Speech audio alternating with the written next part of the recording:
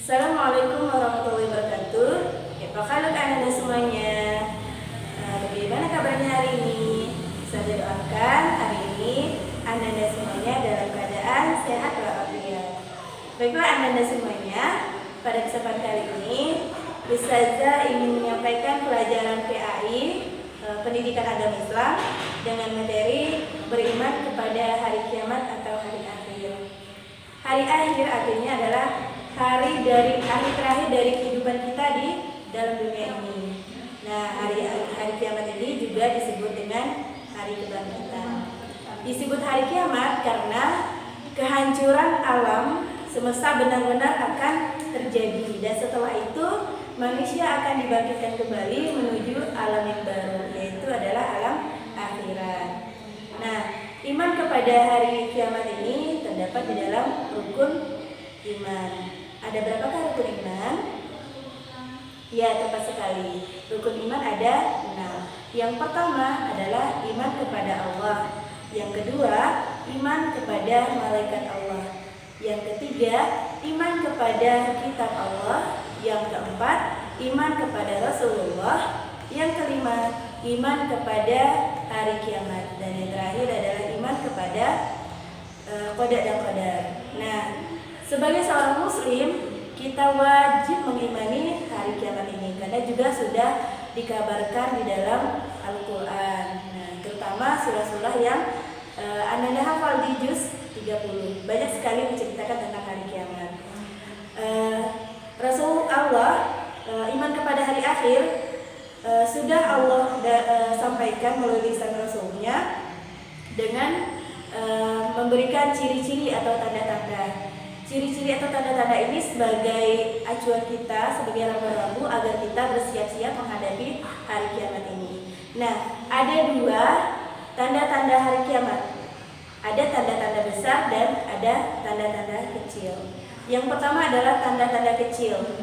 Tanda kecil hari kiamat, menjelang hari kiamat, yang pertama adalah diutusnya Rasulullah SAW. Yang kedua, kebodohan di tengah umat Islam. Nah, kebodohan manusia tentang agamanya sendiri.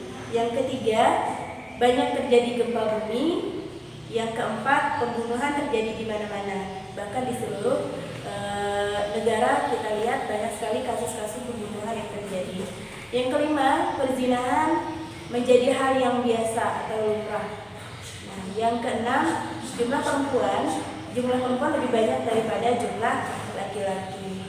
Dan yang ketiga adalah hilangnya sifat amanah dari seseorang.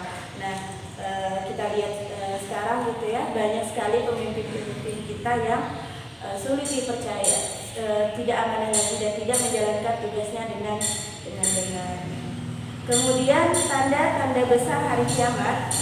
Yang pertama, datangnya Al-Mahdi. Nah, seorang keturunan Rasulullah yang memimpin umat Islam.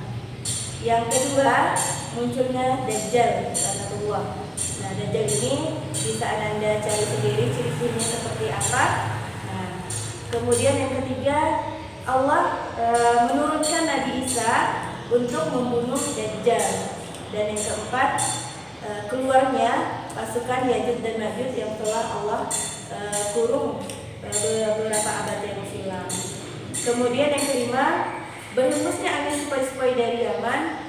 Kemudian angin ini berhembus dengan halus dan mewafatkan seluruh orang-orang yang beriman pada masa itu, dan membiarkan tetap hidup orang-orang yang kafir atau yang orang-orang durhaka kepada Allah. Dan Allah wafatkan orang beriman ini walaupun imannya hanya